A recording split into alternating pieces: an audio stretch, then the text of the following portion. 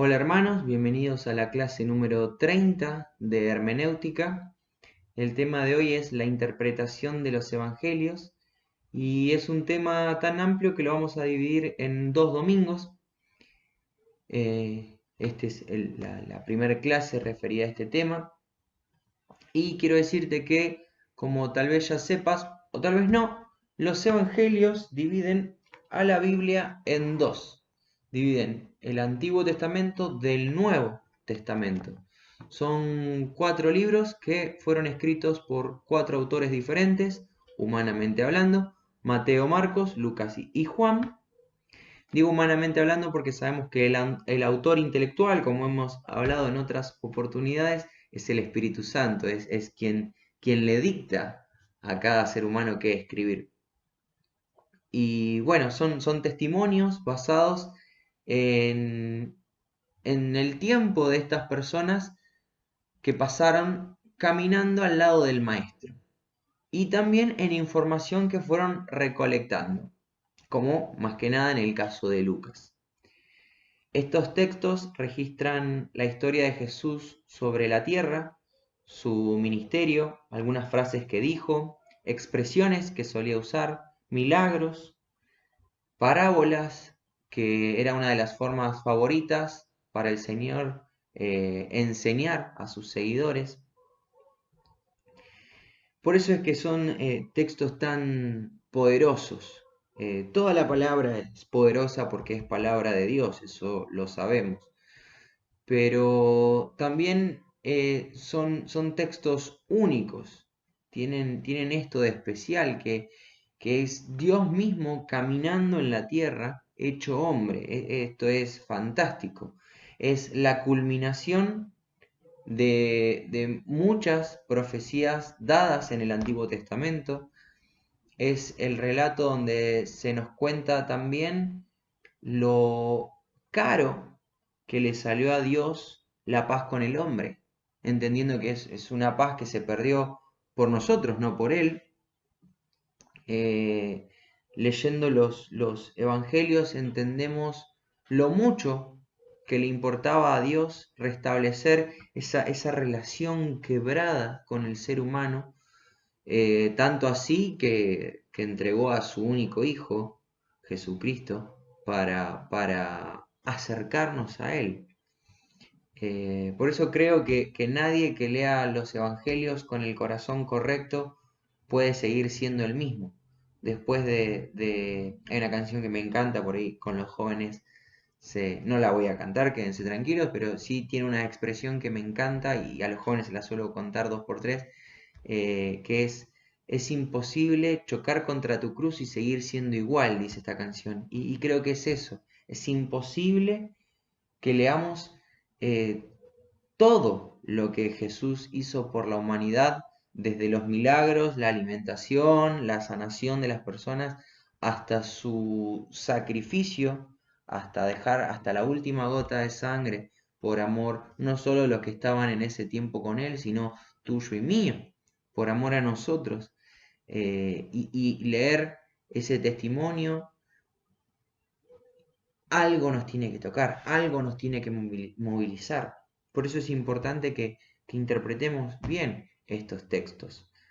Y para hacerlo vamos a estar hablando, tocando 6 puntos que creemos que pueden ser de bendición a la hora de leer los evangelios. No consideramos bajo ningún punto de vista que sean los únicos o que sean los más importantes, pero sí creemos que pueden ser los que de pronto te ayuden un poco más, nos ayuden un poco más a la interpretación. El primer punto es que los evangelios son la esencia del Nuevo Testamento. Los evangelios son la bisagra, como decíamos hace un rato, entre el Antiguo y el Nuevo Testamento. De hecho, el Antiguo Testamento cierra con un final abierto, podríamos decir. Se lo conoce como periodo de silencio o periodo intertestamentario, una palabra muy difícil, que son 400 años en donde Dios no va a hablar ni con voz audible ni a través de sus profetas. No va a haber interacción de parte de Dios. La gente se va a tener que manejar hasta el Nuevo Testamento con lo ya dicho por los profetas, con lo ya conocido hasta ese momento. Y, y esa bisagra, los evangelios empiezan con el anunciamiento del nacimiento de Juan el Bautista y el anunciamiento de Jesús a María. Ahí es nuevamente Dios volviendo a hablar a través de estos, de Juan como profeta y de Jesús como ese Mesías tan esperado. Y ahí, bueno, nos damos cuenta que en Jesús vamos a ver el disparador para para todas las cosas, de hecho, que vamos a leer después en los siguientes libros con los que continúan después de los evangelios. En Jesús encontramos, por ejemplo, la fundación de la iglesia, se ve la persecución y eso es las misiones. En Jesús encontramos la gran comisión, que es la tarea que todo cristiano, los de ese tiempo y hoy nosotros, tenemos que cumplir. Ese es un llamado, es una tarea específica de parte de Dios para cada uno de sus hijos. A través de la ascensión de Cristo viene el Espíritu Santo para sus hijos. A través del sacrificio de Jesús nosotros somos aceptados. A través del sacrificio de Jesús, no solo los judíos son aceptados, sino también nosotros los gentiles, los que no tenemos descendencia judía. Entonces, a partir de ahí vamos a encontrar que Jesús está en todo el Nuevo Testamento. Y de hecho, y lo vamos a hablar un poquito más adelante, también está en el Antiguo Testamento. Pero esto es maravilloso. Jesús es el centro de toda la palabra. Eso me lleva al segundo punto, que es que los evangelios no pueden ser entendidos dejando de lado el Antiguo Testamento. Personalmente muchas veces escuché que el Antiguo Testamento era como perder tiempo, no hace falta que lo leas, todo eso ya está, ya es pasado, es antiguo pacto, no hace falta, todo eso queda anulado en el Nuevo Testamento, cuando sabemos que en realidad no es así. De hecho, Jesús dijo todo lo contrario. En Mateo 5:7 leemos que Jesús dice: no vine para abolir la ley de Moisés o los escritos de los profetas, al contrario, vine para cumplir sus propósitos. El ministerio de Jesús, la muerte de Jesús, la resurrección de Jesús son el cumplimiento de muchas profecías antiquísimas que podemos leer y releer en el Antiguo Testamento. De hecho, la venida del Espíritu Santo, como decíamos recién, también es profecía dictada en el Antiguo Testamento. Pablo en Romanos 3 y 4 va a desarrollar su doctrina de la justificación por fe, basada en el ejemplo de Abraham y en muchísimo material del Antiguo Testamento. Entonces, no podemos simplemente decir, bueno, de Mateo para atrás ya no sirve, lo cortamos, me dedico solamente al Nuevo Testamento. El Antiguo Testamento nos va a ayudar a entender. Y como decimos siempre, es palabra de Dios. Yo no puedo recortar, editar lo que quiero que Dios me diga. Lo tengo completo, es esto. Tengo que dedicarme por completo a esto. El tercer punto que vamos a ver es que Jesucristo es el centro de la proclamación evangélica. Jesucristo es el centro del evangelio. Jesús es la buena noticia que tanto se venía prometiendo y que por fin llegó. Es esa buena noticia que necesitamos vivir. Como decíamos recién, es el centro de toda la palabra. Jesús es el único que nos podía volver a unir con el Padre. En Jesús vemos cumplida toda la ley que nosotros no podíamos. En Jesús vemos el único camino al Padre.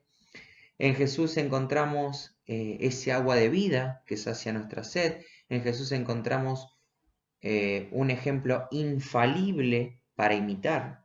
Si yo no sé, me encanta esa frase tan de los 90, pero que podríamos aplicarla tranquilamente a nuestra vida hoy, el famoso ¿qué haría Jesús? que se repartían en las campañas y en la cruzada, las pulseritas, las remeras. ¿Qué haría Jesús? ¿Qué haría Jesús? Ese es nuestro ejemplo a imitar. Desde la hermenéutica, que es lo que estamos estudiando ya desde hace un tiempito, se nos haría imposible interpretar correctamente la Biblia si sacamos a Jesús del centro. Si lo corremos, si no le damos el lugar que se merece,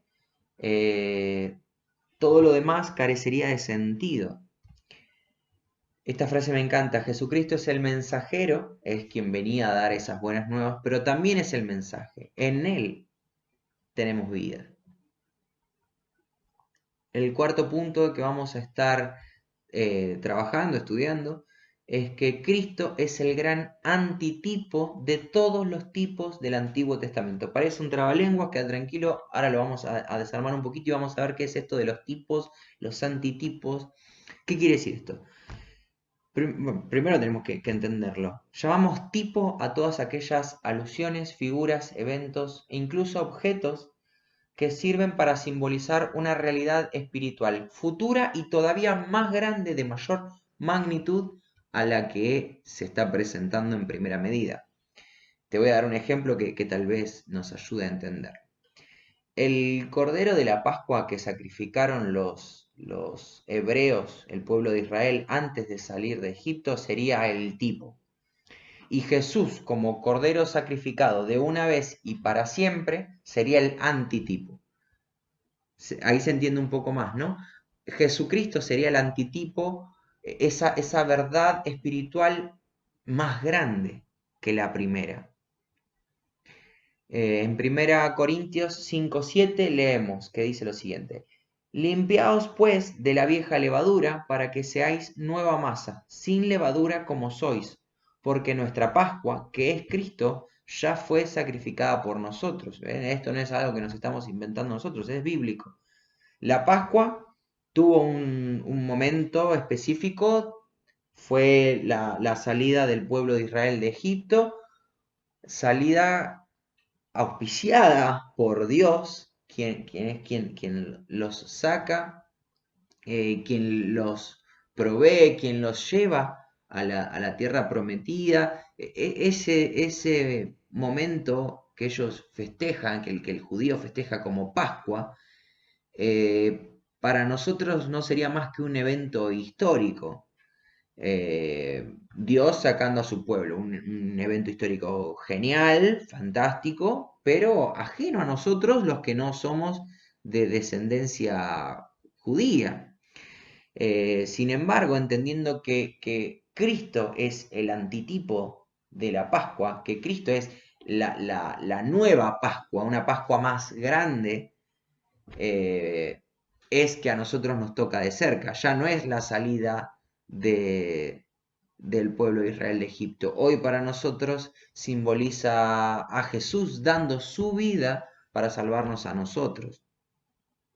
En Juan 6, del 30 al 35, vemos a Jesús presentándose como el pan que bajó del cielo. Y dice que el que coma de este pan no volverá a tener hambre, y los alimentados con ese pan van a tener vida eterna, como antitipo del maná que comieron los hebreos en el desierto después de la salida de Egipto.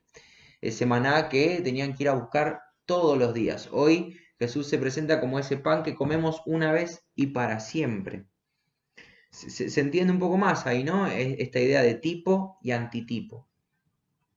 En Juan 1:29 se nos presenta a Jesús como el Cordero que quita el pecado del mundo de forma eterna, como decíamos recién, una vez y para siempre.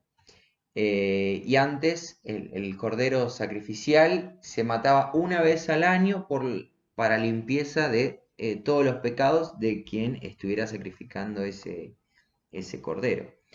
Entonces vemos cómo Jesús es el antitipo de muchos momentos, de muchas situaciones, de muchos objetos, como hablábamos al principio, pero en una magnitud espiritual más grande, perfecta, podríamos decir. Y como esto tenemos cientos de ejemplos y versículos que nos presentan a Jesús de esta manera. El quinto punto que vamos a estar estudiando, que vamos a ver, es que la finalidad de la obra de Cristo es la salvación. Jesús vino a salvarnos de nosotros mismos, nuestros propios malos deseos, egocentrismos, concupiscencia, que es toda la maldad interna, delitos y pecados son los que nos imposibilitaban acercarnos al Padre. Dios es santo, limpio, perfecto, y yo con todo esto que soy, estoy alejado. Dios no puede ni vernos, yo no podría ni hablarle a Dios con todo lo que soy humanamente hablando. Entonces necesitamos la intervención de Jesucristo, que desde la eternidad dejó su gloria de Dios y vino a cumplir con lo que para nosotros era imposible.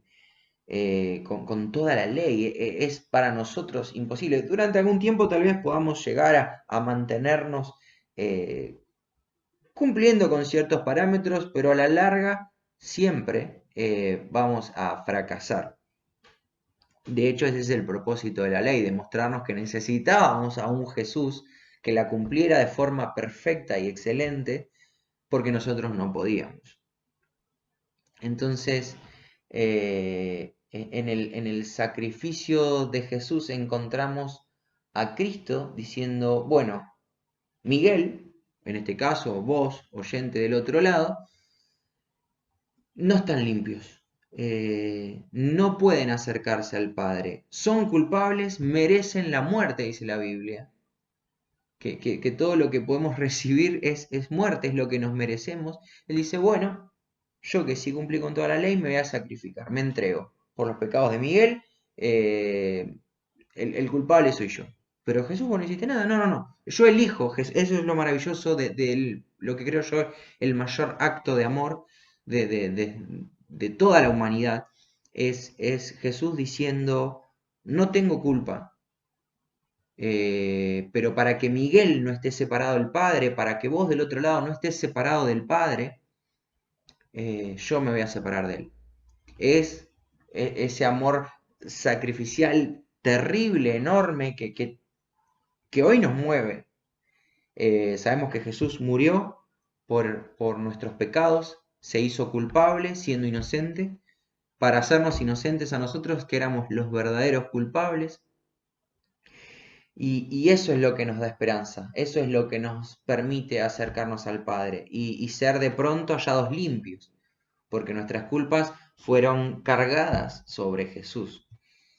Si ya viviste lo que te estoy contando, si ya experimentaste la salvación, si ya entendiste que Jesús se hizo cargo de tus culpas y vos aceptaste ese regalo, tenés un motivo para sonreír todos los días, para salir de la cama y comerte el mundo. Ahora, si esto que estoy contando es nuevo para vos o todavía no lo terminas de entender o tal vez te lo contaron en algún momento y todavía lo estás procesando, todavía estás a tiempo de experimentar el amor de Dios, de hacer lo propio. Eso está ahí para vos. Si todavía no lo entendiste y te querés comunicar con alguno de nosotros, conservando nuestro pastor, con alguno de los diáconos, conmigo, escribí un mensajito acá y nosotros nos contactamos con vos para poder charlar, para poder orar por vos, para poder resolver tal vez algunas dudas y cuestiones que tenés adentro, pero no dejes pasar el tiempo. Esto realmente no solamente va a cambiar tu vida acá, va a cambiar tu eternidad. El último punto del que vamos a estar hablando hoy es la consumación de la obra salvífica de Dios y cómo ésta tendrá lugar en el futuro. ¿Cómo es esto? Como te decía recién, a través de la sangre de Jesús, nosotros somos hechos limpios. Vos, yo, si aceptamos eso. Para, bueno, justamente estar delante de Dios y empezar a vivir acá, en la tierra, la salvación. Para empezar a vivir acá en la tierra la eternidad. Sin embargo, esa eternidad se va a ver completa, se va a ver terminada en el momento en que Jesucristo vuelva. Sabemos que Jesús murió por nosotros, cargó nuestras culpas, tuvo 3 días muerto, resucitó, vuelve a la vida, asciende. Cuando Él se va, viene el Espíritu Santo, que es el Espíritu de Dios, que se queda en nosotros, acompañándonos, ¿sí? No somos huérfanos, Jesús se fue y quedamos a la deriva, en nosotros está Dios, pero también tenemos la promesa de que Jesús va a volver a buscar a su iglesia. Falta poco, todos los días falta un día menos. Entonces, eh, esa obra sacrificial se va a ver completa con la venida de Jesús. Esa es nuestra esperanza, lo esperamos, estamos atentos, estamos viviendo como si Jesús viniera ya y ojalá que así sea. Sabemos que está viniendo. Eso ha sido todo por hoy. Espero que se haya entendido, más allá de mi forma de expresarlo. Oro para que sea así, para que el Señor sea el que te habló, no yo ni mi capacidad de contar o no contar, sino que sea Dios trabajando a través de este material, de su palabra, para que esto sea una realidad en nuestras vidas y podamos de pronto tener más herramientas para cada día entender más y mejor su palabra. Hasta la próxima.